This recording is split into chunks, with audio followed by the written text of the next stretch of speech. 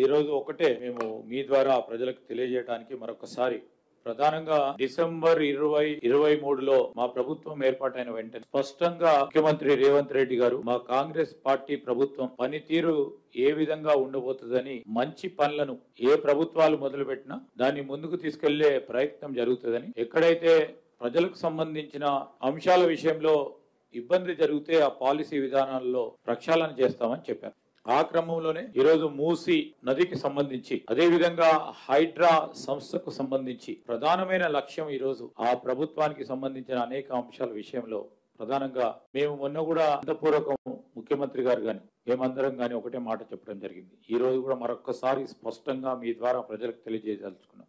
ప్రజానికానికి సంబంధించిన అవసరాలను తీర్చాలనే ఉద్దేశంతోనే మా ప్రభుత్వం ముందుకు పోతుంది. పేదవాన్ని నిలపాలనే ఆలోచన చేసే మా కాంగ్రెస్ పార్టీ ప్రభుత్వం మరొక్కసారి రాజకీయాలు చేస్తా ఉన్న ప్రత్యేకించి టీఆర్ఎస్ పార్టీ వారికి కొన్ని స్పష్టంగా చెప్పదలుచుకున్నాం.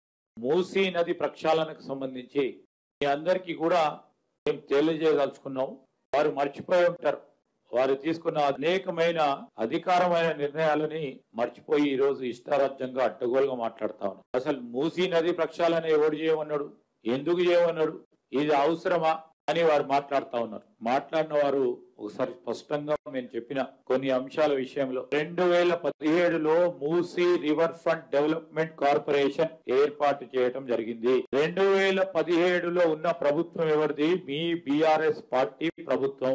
ఎందుకు ఏర్పాటు చేశామని చెప్పారంటే దీంట్లో ఒక స్పెషల్ పర్పస్ వెహికల్ ని ఏర్పాటు చేస్తా ఉన్నాం. మూసీ నదికి సంబంధించి కాలుష్యం దాంట్లో భారీ ఎత్తున ఉంది, కాలుష్య నివారణ చేయాలి, దానికి తోడు ఒక రివర్ ఫ్రంట్ ను డెవలప్ చేయాలని GOMS 90 MAUD 25వ తారీఖు 3వ నెలలో 2017లో ఈ Musi river front development corporation చేయటం జరిగింది.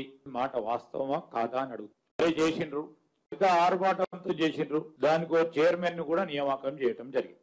2018లో ఈ మూసీ నదికి సంబంధించి ఈ ప్రాజెక్టును ఏ విధంగా చేపట్టాలి, ఏ విధమైన కార్యాచరణ తీసుకోవాలని మీటింగ్ ఏర్పాటు చేసుకున్నారు. అధికారులు 9/7/2018 ఏమని చెప్పారు? దీంట్లో ఎంక్రోచ్మెంట్స్ ఏమైనా ఉన్నాయా రివర్ బెడ్ లో లెక్కలు తీయాలని చెప్పింది. అక్రమ కట్టడాలు ఎన్ని ఉన్నాయి తేల్చాలి.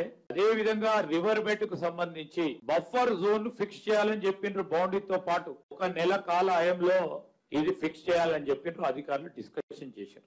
దాంతో పాటు రీహాబిలిటేషన్ R&R ఏదైనా భూమి అక్విజిషన్ చేసినప్పుడు R&R ఏ విధమైన కార్యాచరణ తీసుకోవాలో దీనిలో చెప్పడం జరిగింది. అదే విధంగా ఈ రివర్ బెడ్ కు సంబంధించి ఎంక్రోచ్మెంట్స్ తో ఉన్న వారిని అందరినీ ఏ విధంగా ఎవిక్ట్ చేయాలి, వాళ్ళని తీసేయాలి అని ఈ మినిట్స్ లో స్పష్టంగా ఉంది.